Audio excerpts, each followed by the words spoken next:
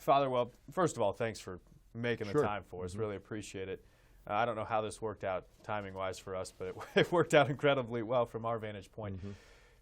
I'd never heard the term scrupulosity. I kind of conceptually understood what it was about, but I'd never heard the term. So if someone's never heard that term before, explain to them what it means. Well, I'll explain to from the standpoint of something that's good about scrupulosity, and then something that's difficult. You've probably heard the term scrupulous. So you want scrupulous person, for instance, to be your accountant. You want to make sure that every single number is balanced and all the I's are dotted and the T's are crossed. And in fact, you would consider that to be a great gift, if you would, in accounting. That's the positive part of scrupulous. The challenging part of scrupulous is imagine that, but imagine that as something that you use within your own life as a filter in which you make judgments about your particular life or your particular action. And then make it focused on one specific area of your life. And imagine yourself constantly doubting yourself, constantly wondering if all the I's are dotted, all the T's are crossed, and never ever getting to any point of certitude. So when it's used in the positive sense, and it's a controlled thing, scrupulous is good. But when it dominates your life and when it robs you of peace, then that's what we call a pathology. Yeah. So. And I would assume that there's a fine line, and people's lines are different, in which that is kind of their innate characteristics and the type of person that they are, the type of personality that they have. And then when that becomes, how do people know when that line has been blurred or when they've crossed that line? You know, as you would know in any pathology or any type of obsession or compulsion or anything else, it's when you no longer have any peace. You can no longer manage this in any way, shape, or form. That's when you know that something's wrong, you know. And that's what happens with people is they get this notion or this idea, first of all, that there's something wrong with them. They don't know what it is. They just know that they don't seem to be experiencing life the way that everybody else can be. Then they begin to see that things that they get really, really concerned about, nobody else seems to care about. And then it just escalates from there.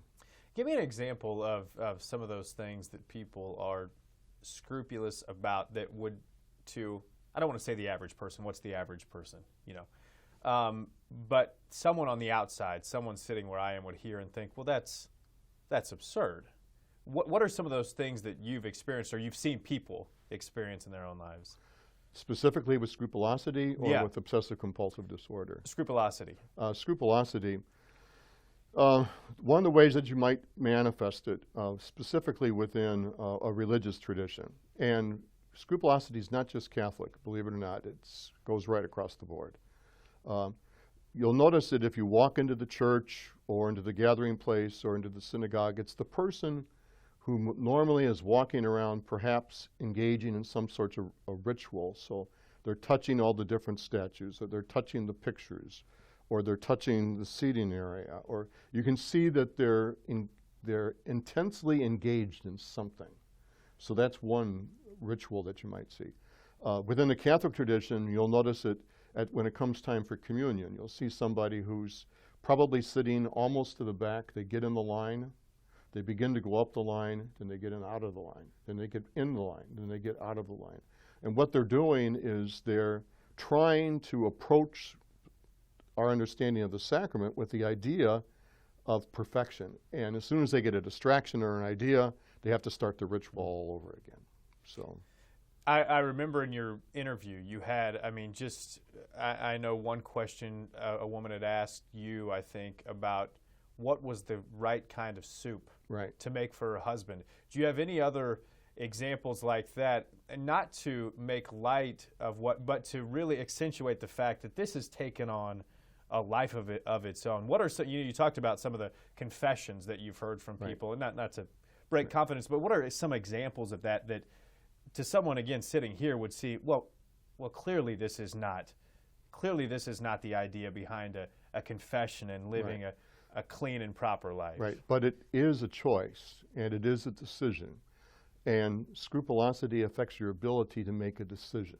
It robs you, in real honesty, it robs you of your ability to make a decision. Everything around the area that you are focused on is out of control. Okay, so for this particular woman, her focus, her ritual that she was acting out within scrupulosity was around the decisions that had to do with everyday making of a meal. Okay, for someone else, it might be sitting in the car, getting ready to pull out of your driveway, and they say, "Oh, excuse me, I got to go check the door again." And they get out and go back and check the door.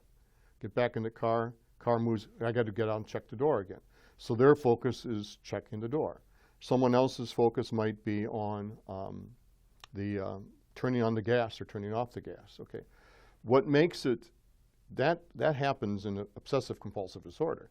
What makes it particularly in scrupulosity is they take a jump from that ritualistic behavior that is a pathology, and they associate it with somehow not pleasing God, and therefore it's a sin. Okay, that's a very hard and difficult jump to make for most people. Most people don't think of God that way, but that's again part of the pathology. They do.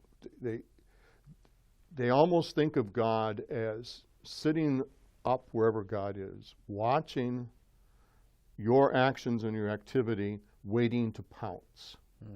And for whatever reason in the whole universe, God is giving his attention to you this day as you pick out the soup, and everything's on the line. Can you imagine the fear that a person has in a life like that? No. And there's no way you can talk them out of it. There's no way that you can convince them it's not true. That's what I'd ask you next. Then I'm sure, you come out, I don't know, compared to a licensed psychologist, Right. psychiatrist, and the way that you approach this, I don't know where there's crossover, but where does it start? I mean, how do you start helping someone, whether it's break the cycle or see the bigger picture? Because it seems like that would be a pretty overwhelming place to start. It is. And that's the question that is dominating the research at the moment. How do you actually do it? There's a couple ways. One is behavioral modification.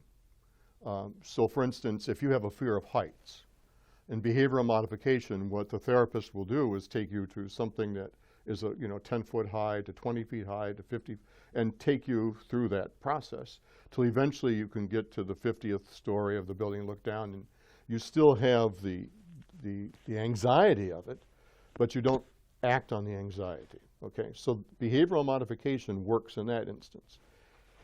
How does it work when it's sin? What do you tell a person to do? Commit a little sin, and then commit a sin that's a little bit bigger than. Why would they do that? Okay, so then that behavioral modification, you have to struggle with the person to get them to the point where they realize that there is such a thing as steps, that not everything is serious.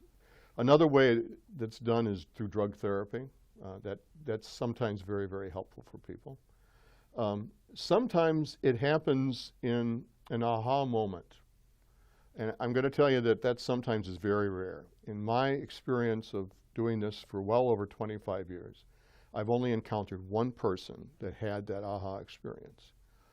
And we were talking, and all of a sudden he said something to me. And I said, "Excuse me?" And I repeated what he said. And he said, "Oh my God, that's it, isn't it?" I said, "Yes, that's it." Once. That one action that he made, or he engaged in, set it all off, set off the trauma of the whole thing. It's like the old 33 RPM records, where they get a scratch in them. That's what it is. It's going, and every time you go anywhere near that, that's what happens to it. Trying to find that is almost impossible. Is it ever hard for you not to smile, maybe not to their face, roll your eyes, not to think? No. I don't do that because the pain is so intense. You don't smile when there's pain, I sometimes get frustrated. I get frustrated because when a person is engaged in a what we call a full-blown obsessive compulsive disorder ritual, playing out of that ritual, which within the scrupulous tradition and within Catholic tradition would be within the confessional. There's nothing you can do to it. There's nothing that you can do. And so the thing I tell priests when I give conferences about this is just let it play out. Don't argue with them. Don't try to interrupt them, because let it play out.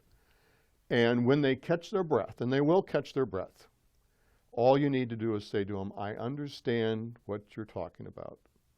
And if you ever want some help, let me know. Mm-hmm. You might say that 100 times before they hear it.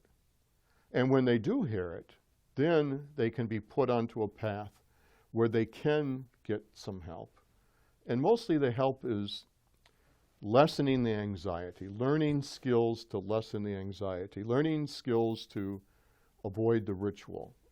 And it's a struggle, but it can be done. I want to go back to something you said. I don't about, well, do you tell someone just to sin a little bit, or do you tell? Are there degrees? I mean, someone could take what is considered a sin and take it to the absolute nth degree. Right. How do you? Well, because I know you don't condone sin. So how do you wrestle with that? Okay. Let me give you an example, and you can give me the two answers.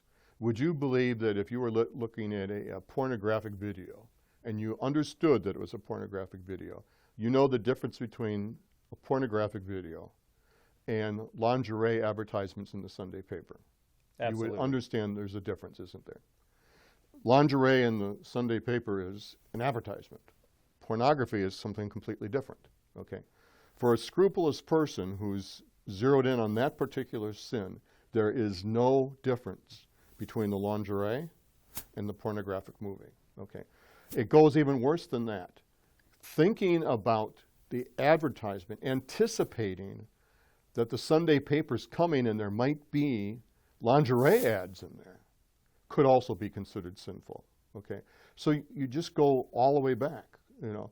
Keeping the Sunday paper in your house for an extra day might be because you want to be able to stumble across the line. So you're sitting there, you're listening to this.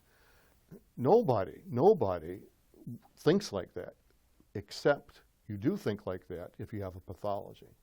And that's what the pathology is. How rewarding is it for you to watch someone conquer this, come through on the other side, have a new understanding, be it through medication, therapy, whatever? I mean, that has to feel good to you to know that you helped someone tackle that obstacle. I think I do well, people tell me that I do help them. Like this retreat, the reason I'm here in Wichita, the people are coming to the retreat. I'll tell you right now, people are coming to the retreat because I've written the book, okay? I'm perceived as the person who knows everything about scrupulosity. Some are coming to the retreat because they're convinced that all they have to do is talk to me, and within 10 minutes I'll cure them, okay? None of that's going to happen. The most dynamic thing that's going to happen over this weekend is they're going to all meet somewhere around 20 other people who all have scrupulosity.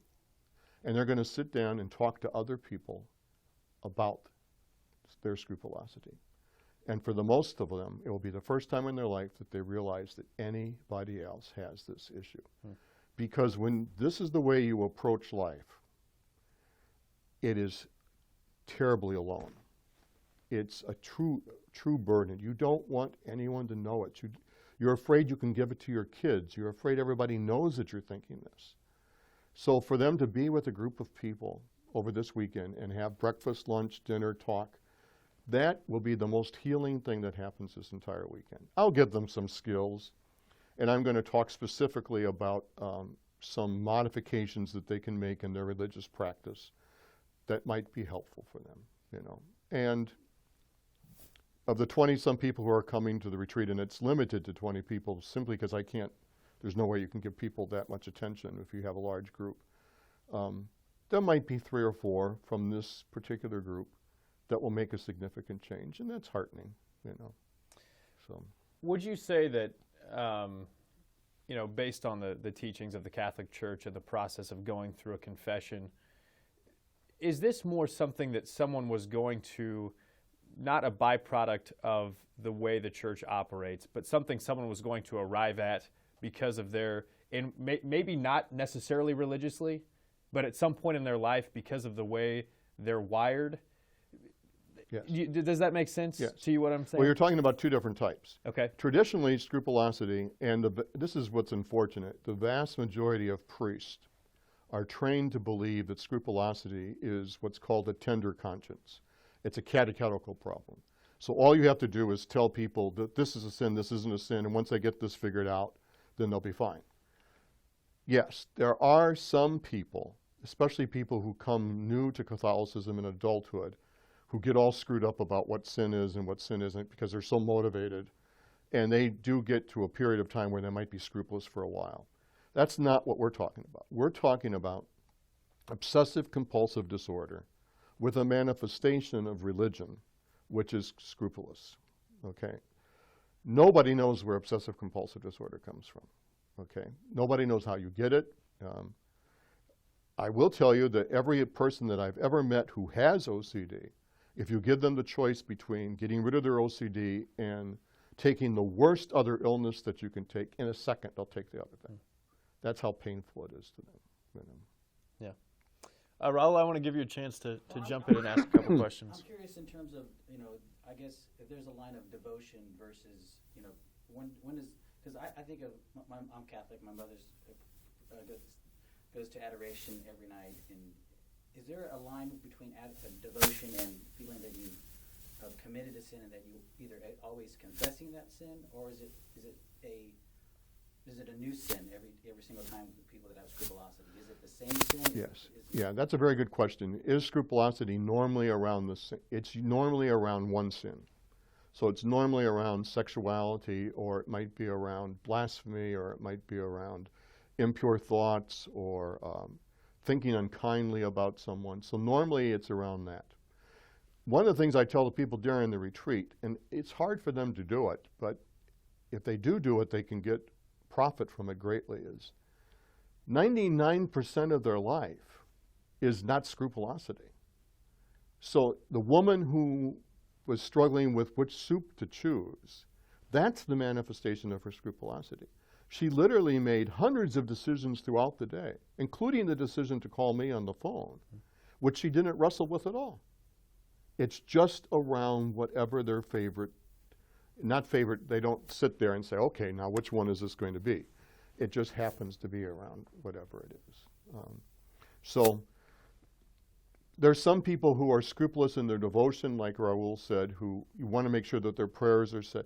That's the same type of scrupulosity as an accountant. That's a personality type thing, That doesn't rob them of peace. They put their prayer book down and the rest of their life is fine, If you're suffering from obsessive compulsive disorder with a scrupulous condition, you are always on guard, always around the area of your life that you're sure that you're displeasing God. There's never a moment when that can't be triggered like that. Something could happen out of the clear blue sky, and all of a sudden, you feel that way. Sure. So, raised in a Catholic home where it's sort of, for the lack of a better word, pounded into you that you have to go to confession. You have, every week or before Easter, before Christmas. And is it? I don't want to say the Catholic faith's fault, but is it this teaching of sin and forgiveness, and you can't have one without the other, that you have to keep doing this religious act of always confessing? right. Again, Raul, that's a very good question. Does that keep perpetuating that Yes. scrupulosity? Is scrupulosity a Catholic disease? No. I know Christians, Jewish, all sorts of people who are, because it's just obsessive compulsive disorder around a religious manifestation. Is there a particular Catholic component? Yes. Within the Catholic component, the trigger that's there, that triggers off the ritual, is the sacrament of reconciliation, confession. And in particular, all of the devotional practices that are associated with confession and all of the requirements that are associated with confession. If I was a therapist and I was dealing with someone who had obsessive compulsive disorder, and they were, for instance, manifested with a germ phobia, I would do everything that I could to get them to avoid the behavior of encountering germs, okay? So I would slowly take away their, that liquid that they would use. I would change all that behavior. What makes this so difficult for Catholics is this is a law that you have to go to confession once a year in order to perform your Easter duty, okay? How do you avoid that? So if you, what do you tell an alcoholic? You can't drink alcohol all year long, but once a year you have to have a glass. I mean, anybody in a room full of competent people would say, that's asinine. Mm-hmm. That's what makes it so terrible.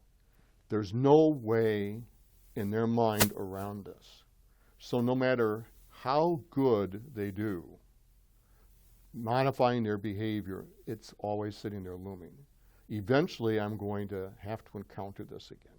So what do you tell them in that case? I tell them many things, none of which I will tell you on TV. And the reason is not because I don't want you to know it, but the only way that you can teach catechetically in this particular circumstance is one-on-one, so that the person truly understands why you're saying it and understands the requirements. And I have to understand their particular requirements. But I will tell you that there are 4 or 5 distinct pastoral solutions that alleviate that issue for people. Do any of those go against the teaching? None of them. Okay. That's one thing when you work with Scrupulosity, you don't fudge the teaching at all because they're experts on it.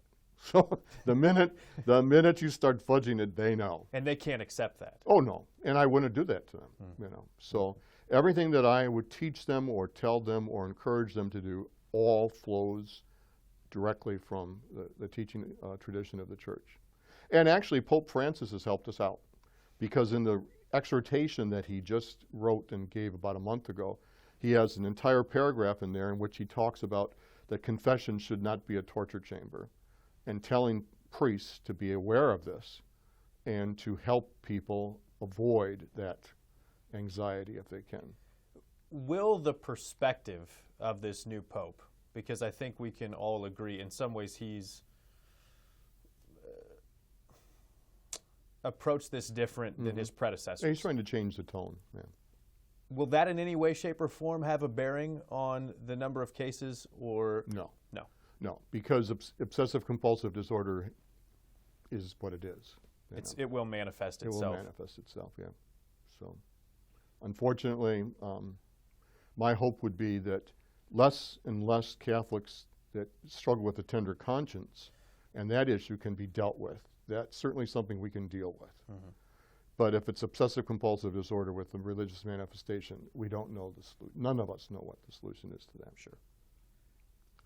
Does part of that also, the penance part, where I know as a child, I have 6 brothers, 6 sisters, we go to confession, like, well, what did Father give you? I got 5 Hail Marys, I got 10.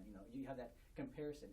Does the penance part alleviate that until the next time, or no. is it that doesn't even help?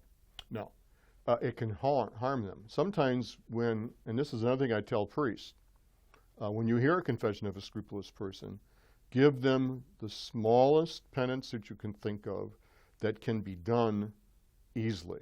Don't go out and tell them, now I want you to go sit in church and think about the fact that God loves you.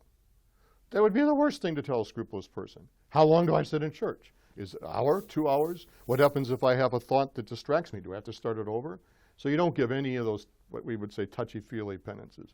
You would give a penance that say one imperfect Our Father, with as many distractions and everything else that you want. Your only penance is to repeat the words as they're written, nothing else. Well, they can do that. Yeah. Does that help? I mean, is that a step in toward that, in alleviating their Doesn't alleviate it, but it's a step in slowly building a practice of relationship with their confessor, which, if they do that and experience some sort of lessening of their anxiety, perhaps the next time you suggest something, they'll be more inclined to believe you. Any idea how many people percentage Yes. people this affects? Yes, there was just a nationwide study was just done. Obsessive compulsive disorder, if I have my numbers right, I think I do, within the United States is around 3 million people, okay? Obsessive compulsive disorder with a religious manifestation is around 300,000. Okay. So in a population of 315 million, it's not that many. Mm-hmm. But 300,000 is a lot of people. Is that why more people aren't aware of this? Is that why so many people that you'll meet this weekend will have felt alone? Yes. To this because point? It's so small. But the other reason is because they have spent so much energy in their time developing patterns and behavior to hide it from everyone because they don't want anyone to know that they have it. Is this something you address with your congregation, with people that don't deal with scrupulous thought? I mean, is there a preemptive strike, for lack of a better term, to say, hey, this exists. Many of you may not be dealing with it, but if there are those of you out there suffering in silence, we can help you? Is that something that... No, you don't need to do that because you will encounter the scrupulous person. Okay. They will be at the sacrament of confession. You will see them leave the line, the communion line. You will see them going around touching the statues. Okay. So there's 4 or 5 behaviors that any priest who has any pastoral sense knows, and he can be set up that way. For the rest of the people, they'll all be sitting there saying, what was Father talking about this morning? That made no sense. Yeah. You know, so.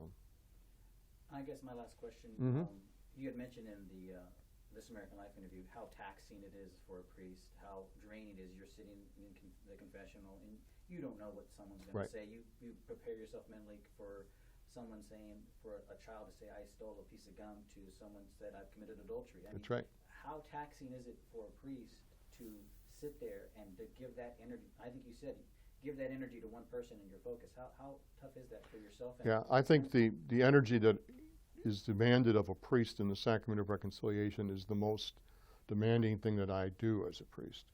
And the reason is because you're so vulnerable. You never know who the person is that's coming in, why they're coming. Are they coming just because it's a part of their devotional practice? Are they coming every week? Is it someone who's walking in hasn't been here for 30 years? You never know. So there's that vulnerability. And the other vulnerability is that anyone who's in a listening profession knows how difficult it is to really listen to somebody. It's taxing. That's why psychologists and therapists only listen to somebody for 40 minutes and take a break. Well, you can imagine sitting in a confessional, sometimes with the person sitting in front of you, which makes it a little bit easier, but sometimes with just this unattached voice coming through the screen, that it is truly exhausting. And so you have to really, really be on guard constantly to make sure that you don't offend someone or that you don't just dismiss them. Because when you're vulnerable, you have to remember that the other person's vulnerable. And in that mutual vulnerability, there is the distinct possibility of doing irreparable harm to somebody. One that came out of that for me is this something that other priests have had to be made aware of? Has there been a level of awareness raised for the fact that this exists, the level of a cry for help, the level of desperation? Whereas to think, okay, yes, I understand, I hear what you're saying, but to think these people are completely helpless. Did priests know 30 years ago what this was? No. Yeah. Priests did not know what it was. The traditional explanation of scrupulosity that exists even today within the seminary is primarily of the tender conscience. And it's a catechetical mode, and the tradition of the saints and everything, which is just get a confessor who loves you and takes care of you, and they'll lead you out. That helps tremendously with tender conscience. It does not help at all with obsessive compulsive disorder. So that's why on those occasions when I am asked to give a priest conference or something, I do, and this is what I talk about. I talk about vulnerability. I talk about what is actually happening. A lot of times with scrupulous people, I'll tell them to, on my website where the Scrupulosity newsletters, I write a monthly newsletter. Where that is, there's a couple newsletters on there that I tell people, go run them off. Go hand them to your priest. have your priest read them, and then talk to your priest, because sometimes that's helpful. Interesting. And most priests, once they know what's going on, are very, very, I mean, priests are pretty good guys. I think so. So, yeah. They would, once it becomes something that they understand, they would react really good.